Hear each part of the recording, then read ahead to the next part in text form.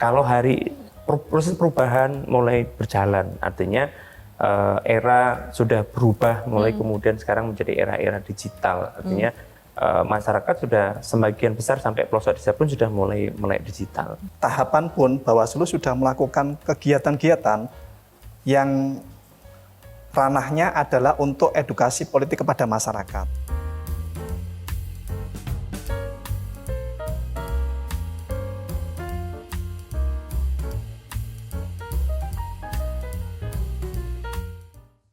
Halo Tribuners, kembali lagi di Tribun Forum. Kali ini bersama saya Elsa Elning Tias.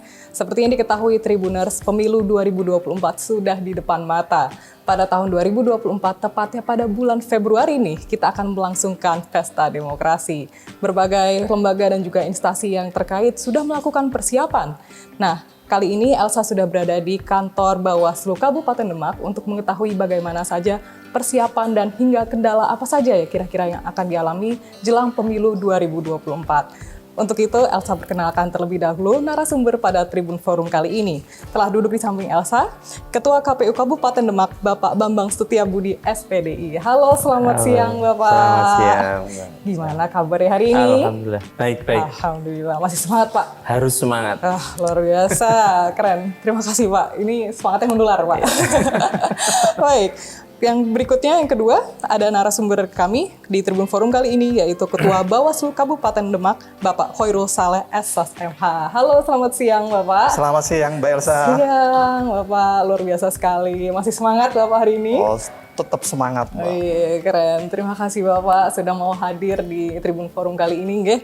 Dan sudah menyambut kami dengan baik di kantor Bawaslu Kabupaten Demak. Luar biasa sekali, terima kasih Pak. Baik, kami ingin bertanya mengenai kesiapan Kabupaten Demak jelang pemilu tahun 2024 nih Bapak-Bapak. Boleh nggak kira-kira ya? Iya.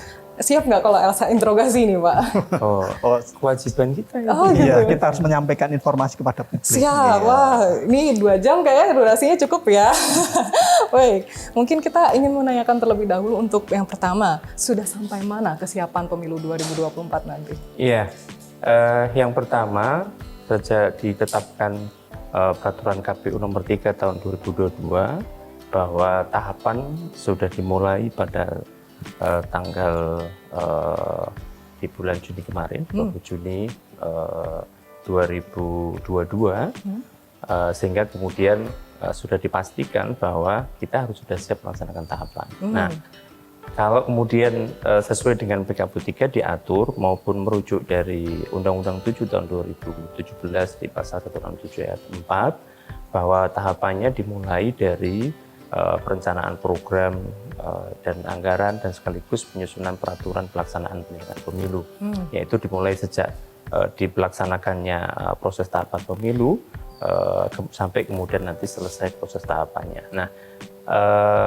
yang kedua adalah di proses pemutakhiran data pemilih dan dan penyusunan daftar pemilih. Okay. Dan yang ketiga prosesnya akan sudah dimulai nanti di Oktober, kemudian di tahapan selanjutnya di pendaftaran dan verifikasi partai politik.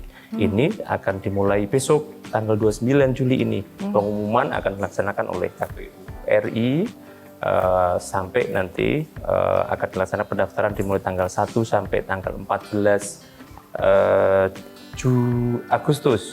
Agustus 2022 sampai nanti proses verifikasi faktual selesai di tanggal 13 Desember 2022. Nah, penetapan akan dilaksanakan di 14 Desember 2022 dan dilanjutkan dengan penetapan jumlah kursi dan sekaligus penetapan dapil. Ini yang saya sampaikan adalah tahapan yang akan dilaksanakan di tahun 2022 ya khususnya. Berarti sudah ada beberapa tahapan yang berjalan seperti itu ya, bisa dibilang. Lantas apakah dari pihak Bawaslu juga sudah melakukan beberapa persiapan dengan KPU yang sudah mulai bergerak nih istilahnya? Baik Mbak Elsa, jadi Bawaslu melakukan pengawasan baik itu di tahapan maupun non-tahapan penyelenggaraan pemilu tahun 2024 ini. Jadi sebelum masuki tahapan pun Bawaslu sudah melakukan kegiatan-kegiatan yang ranahnya adalah untuk edukasi politik kepada masyarakat. Jadi mulai dari kegiatan itu yang kita bangun adalah bagaimana bisa memberikan pemahaman kepada masyarakat tentang penggunaan hak-hak politiknya tatkala mereka nanti memasuki pada tahapan penyelenggaraan pemilu maupun pemilihan serentak di tahun 2024 ini. Ada beberapa kegiatan yang sudah dilakukan oleh Bawaslu, mulai dari pembentukan kaitannya dengan desa anti politik uang dan desa pengawasan. Jadi di Demak ini kami sudah melakukan edukasi melalui pembentukan desa anti politik uang dan desa pengawasan di 13 desa yang tersebar di beberapa kecamatan dari 14 kecamatan yang di Kabupaten Demak. Yang selanjutnya adalah kita juga sudah melakukan kegiatan kaitannya dengan pendidikan terhadap anak-anak muda melalui pengawasan partisipatif. Jadi ada yang namanya sekolah kader pengawas partisipatif. Harapannya nanti anak-anak muda itu nanti kita didik, kita edukasi bagaimana mengenal tentang sistem pemilu, bagaimana bisa menguatkan nilai-nilai berdemokrasi, sehingga mereka nanti bisa bersinergi dengan Bawaslu, turut serta sesuai dengan tahapannya aktif di dalam kegiatan pengawasan. Yang selanjutnya kita juga ada yang namanya program kaitannya dengan pembentukan Saka Adiasta Pemilu. Jadi ini adalah pramukanya Bawaslu. Jadi Bawaslu punya pramuka yang namanya Saka Adiasta Pemilu. Harapannya lewat Saka Adiasta Pemilu yang dengan jargonnya di sini senang, di sana senang, dan selalu mereka akan mengabdikan dirinya untuk kemajuan masyarakatnya, itu nanti kita gandeng juga di dalam kegiatan tahapan pengawasan di Pemilu 2004 ini. Yang selanjutnya kita juga melakukan kegiatan webinar, Zoom, dan sebagainya. Kita masuk pada kegiatan-kegiatan itu untuk memberikan wawasan kepada masyarakat secara umum. Jadi itu terbuka untuk umum, dan sekarang pun di webnya Bawaslu bisa dilihat kegiatan-kegiatan itu, dan masyarakat sewaktu-waktu apabila ingin mendapatkan informasi juga bisa melihat di channel-channel YouTube yang kami sediakan. Ada juga kegiatan yang kita bangun juga dengan MUU, organisasi kemasyarakatan, dengan lembaga pendidikan, dan para pemangku kepentingan yang lainnya. Jadi kita ingin penyelenggaraan pemilu di tahun 2024 ini, karena pemilu serentak juga pemilihan serentak nanti, harapannya peningkatan kualitas demokrasi menjadi lebih baik di Kabupaten Demak. Amin, amin. Kita pun juga berharap seperti itu ya, Tribuners ya. Ini sudah ada beberapa tahapan dan juga beberapa program yang dicanangkan oleh Bawaslu seperti itu, nggih. Ini KPU dan Bawaslu sepertinya berkolaborasi dengan cukup apik ya di Kabupaten Demak. Baik. Ini menarik juga memunculkan pertanyaan tentang berapa untuk tingkat partisipasi masyarakat di Kabupaten Demak seperti apa nih kalau berdasarkan pemilu sebelumnya? Pemilu kemarin tingkat partisipasi di 2019 rata-rata baik presiden sampai kemudian untuk pemilu anggota DPR di kabupaten itu di atas rata target nasional ya, di 83% sekitar di angka itu. Baik. Jadi cukup tinggi, dan kalau persebaran di level partisipasi di pemilu anggota DPR di kabupaten terendah itu memang di 73% itu ada di daerah Mijen, kemudian tertinggi ada di daerah Sayung, khususnya di Dapil 5 itu sekitar 91%. Oke. Ya. Baik. Nah, cukup tinggi tapi di atas rata-rata nasional. Iya, di atas rata-rata nasional. Oh, baik. Mbak Elsa, jadi angka partisipasi yang tinggi itu kita berharap dari Bawaslu, berharap tidak cuma mereka hanya menggunakan hak pilihnya ketika pada saat kegiatan pungut hitung, pencoblosan saja. Tapi harapannya yang lebih substantif itu mereka sadar bahwa yang dipilih nantinya adalah orang-orang yang akan diberikan amanah duduk untuk mengatur jalannya pemerintahan selama 5 tahun ke depan. Baik. Jangan sampai nanti ada kesan ketika sudah 1 tahun, 2 tahun, rakyat merasa di PHP saja. Jadi rakyat Baik. dulu janjinya sangat manis-manis. Ketika sudah duduk itu lupa terhadap kesejahteraan rakyatnya. Kita juga ingin pemilu adalah bagian dari koreksi terhadap jalannya pemerintah itu. Jadi kalau misalnya melihat ada calon atau kandidat yang memang nantinya itu tidak sesuai dengan apa yang diharapkan, ya masyarakat bisa melakukan koreksi dengan tidak memilih calon tersebut. Jadi ini adalah ajang yang sangat baik sekali, kita berikan pemahaman pada masyarakat untuk benar-benar menggunakan hak pilihnya secara substantif. Oh baik, ini salah satu program dari Bawaslu kah atau bagaimana ini? Nah, Ya, kalau secara substansi kita bicara soal partisipasi, tentu kemudian ini menjadi bagian dari tanggung jawab bersama.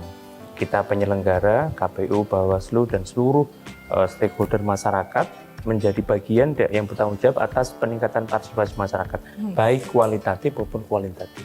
Jadi secara kualitatif bahwa substansi partisipasi itu memang harus dimulai dengan bagaimana kemudian melakukan pendidikan pemilih yang baik.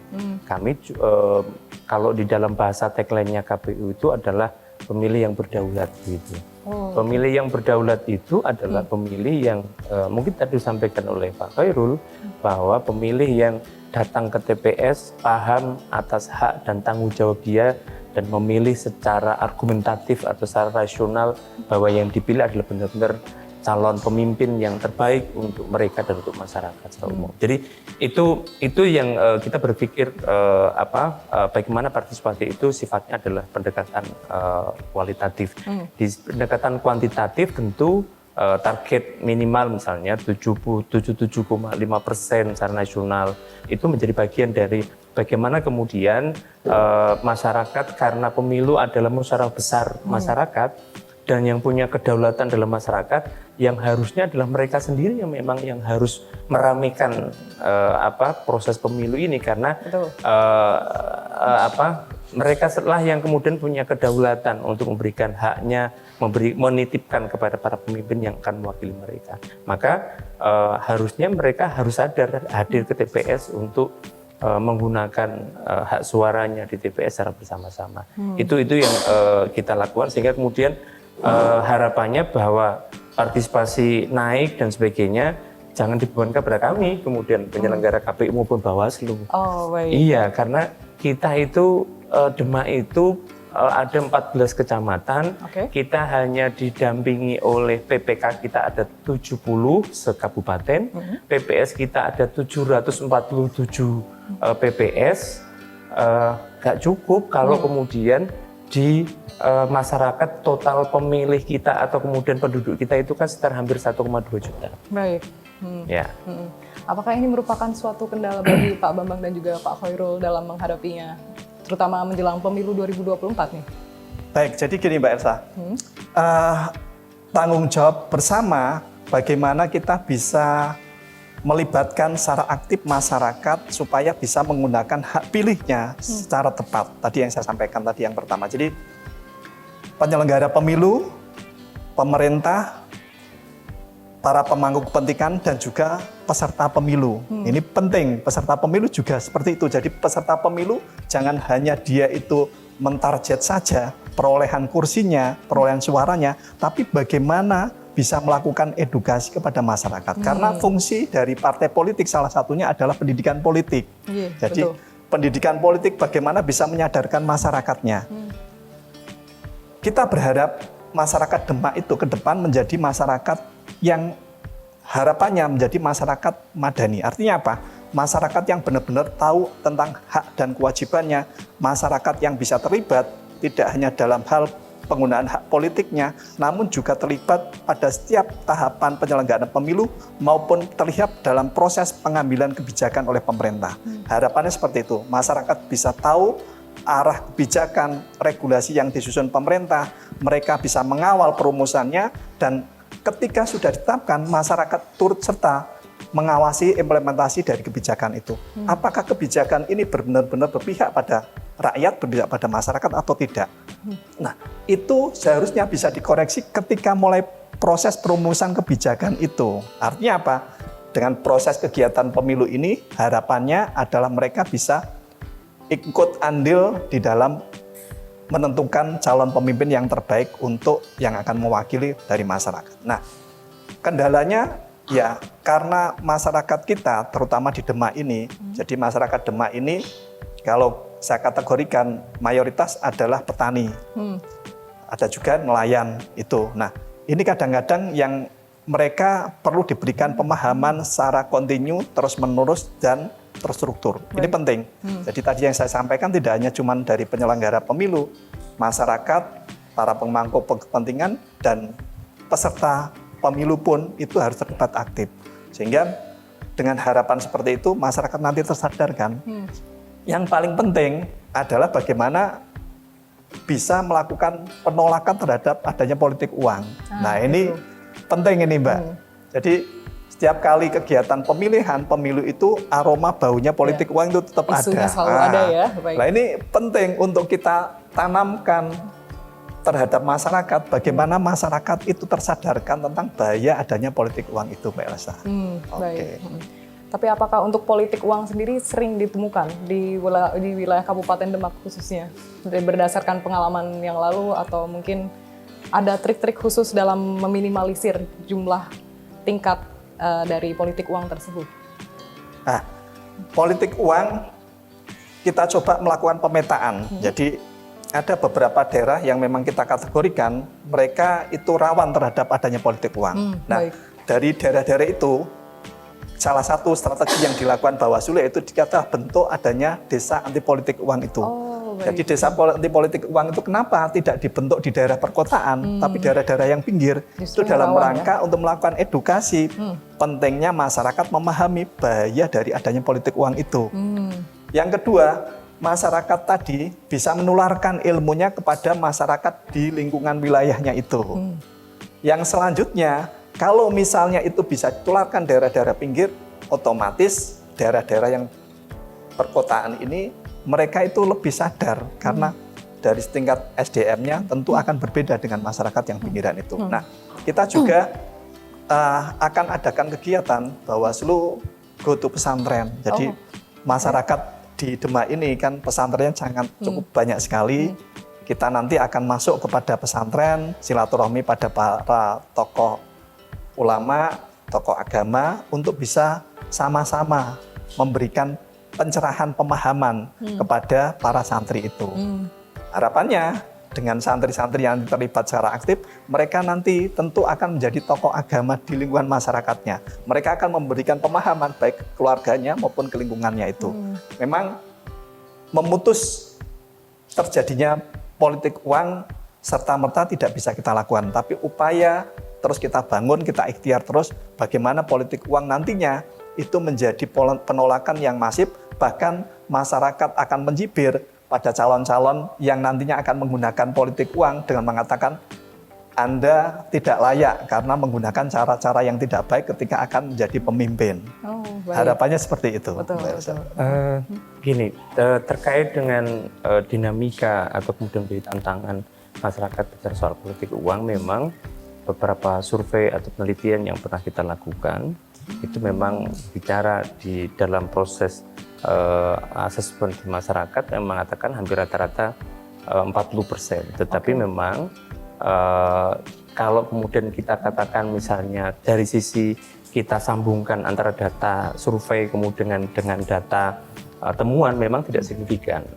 Nah, ini memang kemudian menjadi bagian dari tantangan kita bersama bahwa ya ini kan menjadi bagian apakah kemudian dari ketika dilakukan proses asesmen survei mengatakan bahwa mayoritas kesimpulannya mengatakan 40% kemudian bisa datang karena ada lain-lain begitu. Tetapi kita memang belum bisa mengatakan misalnya dari sisi temuan, dari sisi masukan dari masyarakat dan sebagainya, ini juga belum dikatakan signifikan. Nah, oleh karena itu memang ini memang bagian dari sebuah tanggung jawab bersama bahwa ini menjadi bagian dari problem bersama dan mekanisme apa tadi disampaikan oleh PL semuanya kita bergerak sampai kemudian di lapis tokoh masyarakat kemudian sampai ke bawah bagaimana memberikan masyarakat itu benar-benar menjadi pemilih yang ya berdaulat artinya dia mandiri tidak kemudian terprovokasi tidak teriming-iming apapun menggunakan hak pilihnya memberikan kedaulatannya secara penuh kepada pemimpinnya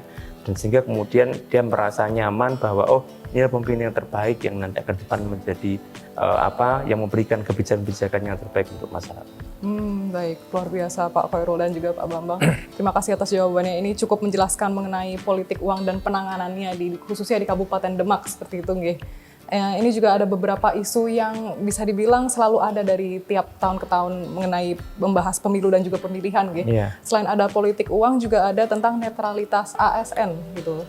Ini juga sebenarnya menjadi momok yang cukup menakutkan gitu Pak. Maksudnya siapa tahu ada kedaulatan pemilih yang terganggu dari masalah netralitas ASN maupun PNS ini.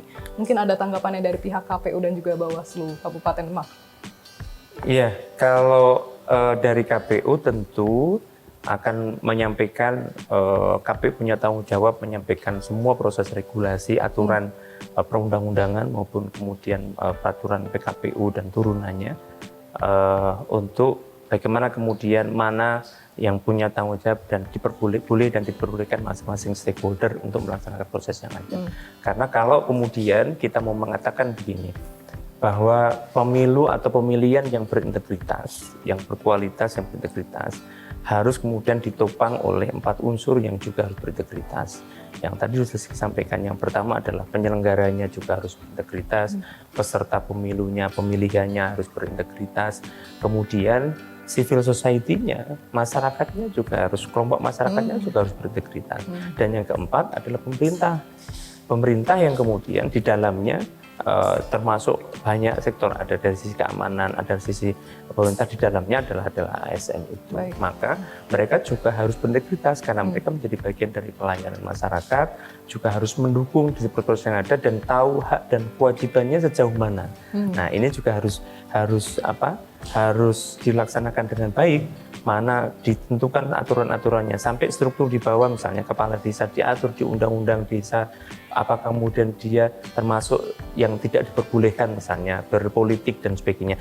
Tentu itu menjadi bagian dari konsen kita untuk menyampaikan secara penuh bahwa regulasi yang mengatur adalah seperti ini. Maka kemudian kalau kita pengen pemilihan ke depan khususnya di 2024 itu berintegritas, maka ayo semua komponen bersama-sama kita membangun diri kita masing-masing di sisi penyelenggara, peserta, civil society, masyarakat maupun dari sisi pemerintah, kita bangun integritas kita.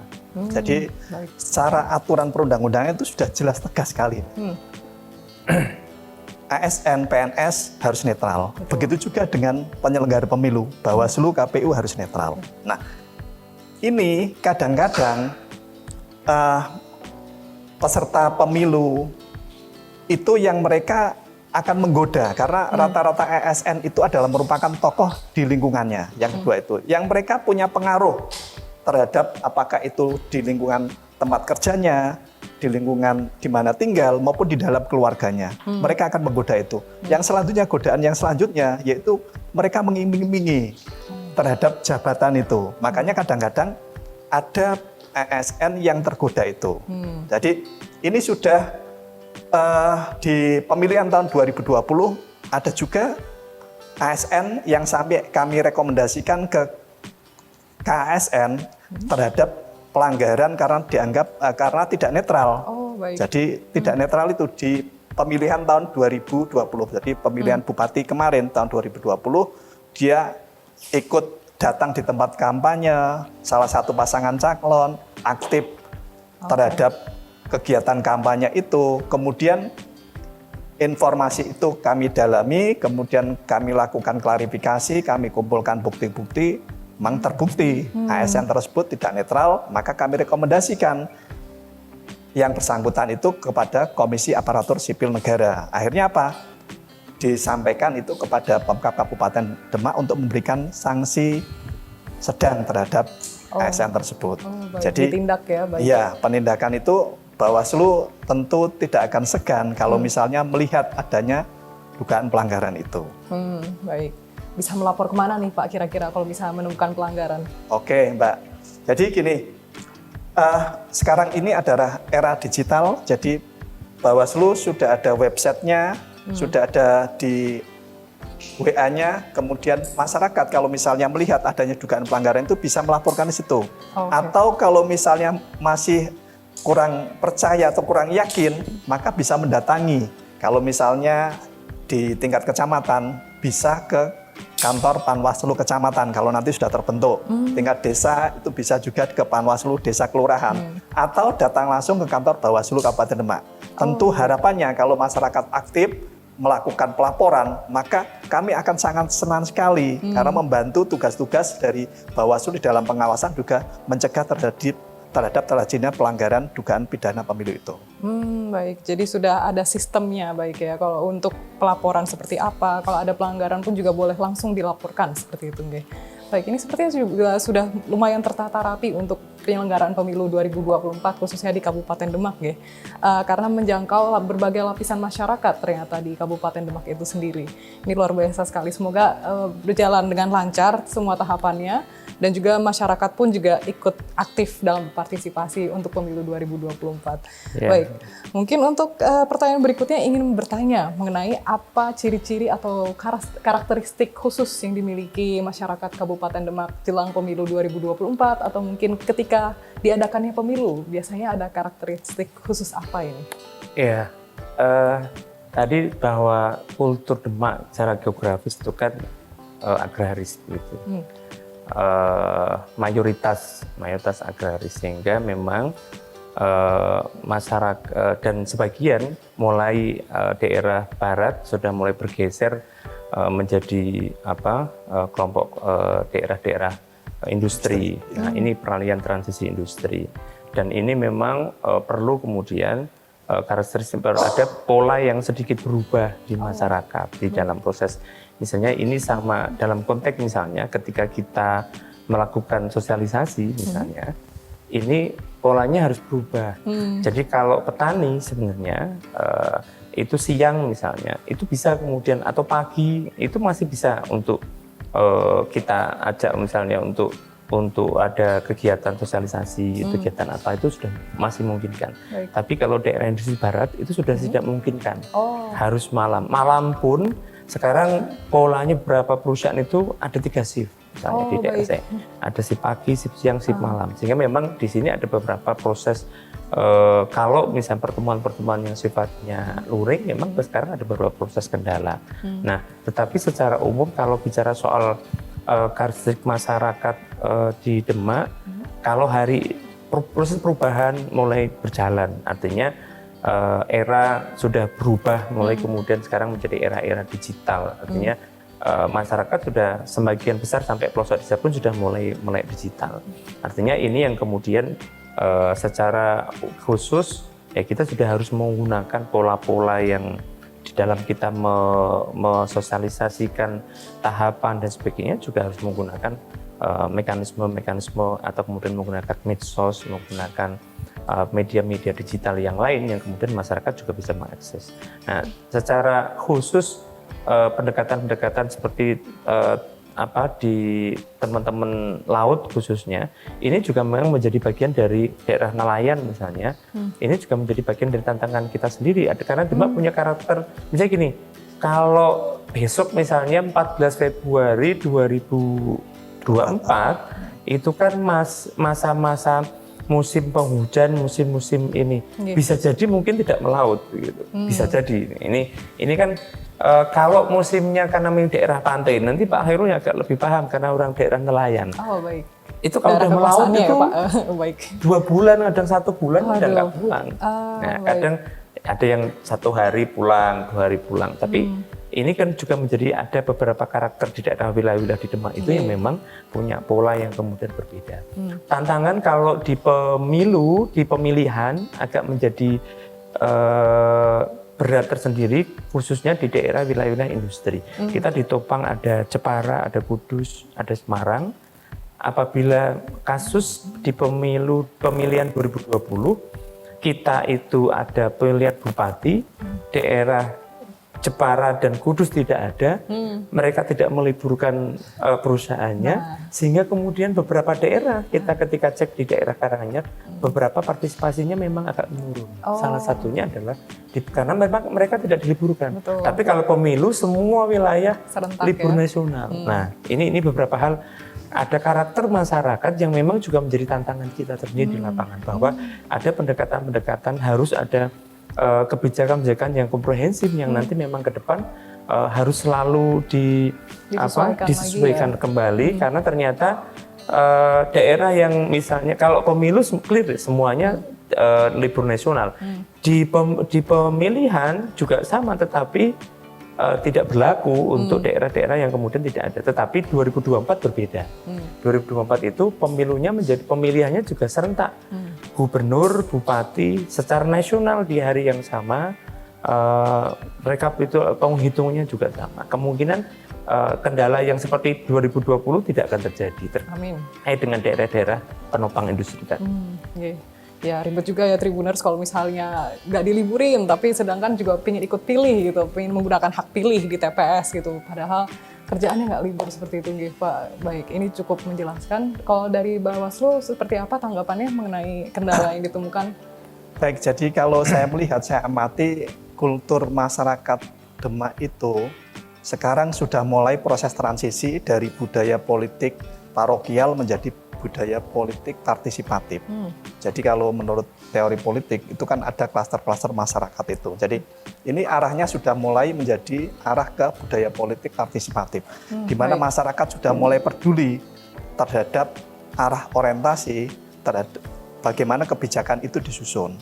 Kemudian masyarakat juga peduli bagaimana melihat sosok-sosok calonnya itu. Jadi masyarakat tentu akan lebih paham, lebih tahu tentang rekam jejak calon-calonnya itu sebelum menentukan pilihannya.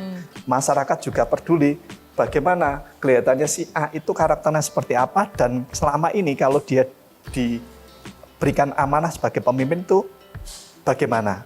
Itu mereka akan peduli itu. Nah, harapannya kalau nanti masyarakat sudah berubah menjadi arah budaya partisipatif, maka tugas kami dari penyelenggara pemilu itu akan sedikit lebih ringan. Karena apa? Kesadaran masyarakatnya sudah tinggi. Nah, tinggal kita bangun saja, kita salurkan aja terhadap ruang-ruang yang dimiliki oleh Bawaslu, KPU, mereka bisa berpartisipasi secara aktif. Tadi yang saya contohkan, misalnya menemukan adanya dugaan pelanggaran pemilu, silahkan lapor ke Bawaslu. Datanya belum masuk di dalam daftar pemilih, silahkan sampaikan kepada KPU. Nah, ini nanti kalau misalnya itu sudah terbangun secara rapi, secara bagus, secara sistematif, maka ke depan penyelenggaraan pemilu 2024 antusiasme masyarakat tinggi dan terpilihnya orang-orang yang nanti benar-benar amanah seperti yang diinginkan oleh masyarakat. Baik, pemimpin yang kompeten gitu Pak, seperti itu. Baik, ini tampaknya KPU dan Bawaslu Kabupaten Demak juga sudah bisa beradaptasi seperti itu ya untuk perubahan yang terjadi di tengah masyarakat Kabupaten Demak seperti itu, dan sudah ada beberapa trik khususnya ya ternyata untuk mengantisipasi kendala yang ditemukan di lapangan seperti itu. Baik, mungkin ini pertanyaan terakhir Pak. Mungkin dari pihak KPU dan juga Bawaslu ada pesan khusus yang ingin disampaikan kepada masyarakat Kabupaten Demak khususnya menjelang pemilu 2024. Ya, yang pertama sekali lagi sukses pemilu itu salah satu indikatornya adalah partisipasi masyarakat. Maka kita mengajak pada seluruh masyarakat, partisipasi itu tidak hanya pada konteks menggunakan hak pilihnya pada waktu hari H di tanggal 14 Februari 2024, tetapi kita dorong masyarakat berpartisipasi di seluruh proses tahapan pemilu 2024. Kapan dimulai tahapan? Sudah kita mulai dicanangkan 14 Juni kemarin 2022. Nah, kapan kegiatan krusial kembali? Tanggal 29 besok sudah diumumkan pendaftaran dan verifikasi partai politik. Nah, masyarakat ya dipersilakan untuk kemudian mengamati secara betul partai-partai yang kemudian nanti akan berkonsentrasi di kegiatan atau menjadi peserta pemilu 2024. Karena mereka lah yang nanti akan pintunya pemimpin, salah satu pintu pemimpin di Indonesia ini adalah melalui partai politik. Nah, oleh karena itu masyarakat kita dorong kemudian untuk bersama-sama mengawasi, memberikan laporan, masukan, mendorong pada teman-teman khususnya di partai politik, dan kita juga mendorong teman partai politik, ayo kemudian kita mengisi atau kemudian menjaga integritas kita bersama.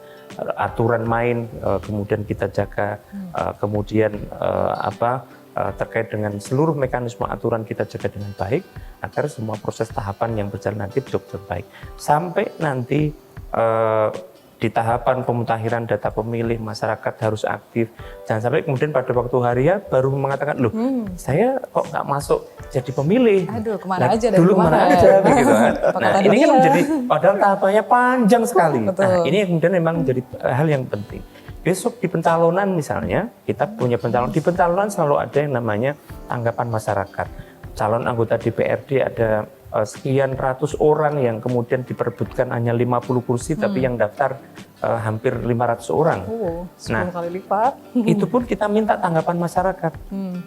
Sehingga harapannya apa? Harapannya seluruh proses nanti calon yang nanti akan benar mewakili mereka adalah benar orang yang punya kualitas, profesional, berintegritas, dan mampu memberikan ketika menjadi pemimpin, mampu memberikan pelayanan pada mereka, yaitu memberikan kebijakan yang mensejahterakan masyarakat.